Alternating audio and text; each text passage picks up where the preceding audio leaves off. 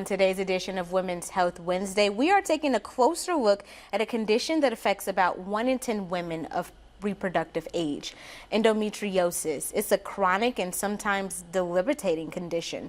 To help us better understand what endometriosis is, how it manifests, and what treatment options are, we are joined by Dr. Abu Zaid, an expert in women's health and reproductive medicine. Welcome, doctor.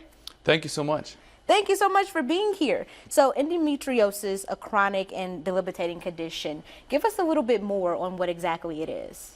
So endometriosis, as you said, can affect 1 in 10 women, which is around 10%.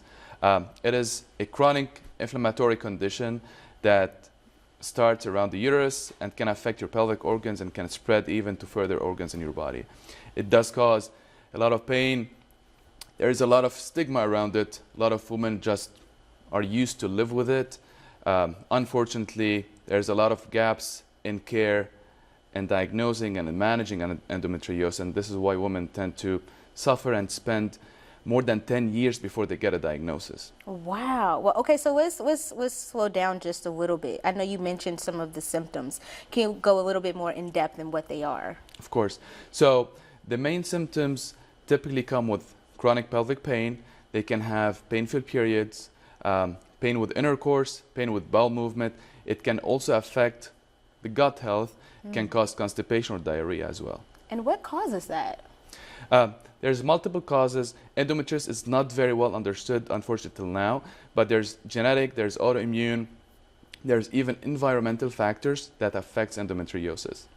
And when it comes to catching it early, getting an early diagnosis, are there signs to be on the lookout for, or what should they be asking when they're in the doctor's office? Correct. First, and the most important part is that women need to seek expert care for endometriosis. A lot of time when they follow with their primary care providers, some of those symptoms are not typically addressed. And this is why there's delay in diagnosis.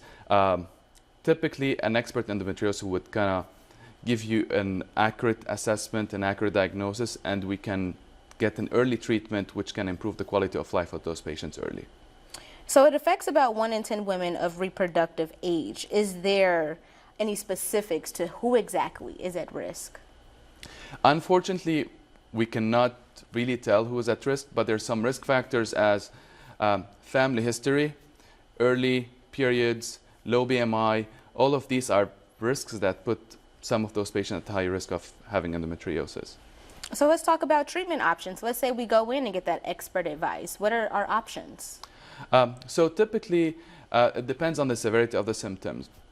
Our first line is always medical treatment. It could be hormonal, non-hormonal management, as long as physical therapy. We work with a team of physical therapists that can address pelvic pain and kind of help women deal with it and cope with it better and treat it. If symptoms are more severe, if they're not responding to those therapies, we then would go to the surgical route, which is also would be an excision using laparoscopy or robotic surgery. What about simple lifestyle changes? Are there any there that could spare you maybe a surgery? That's a very important question.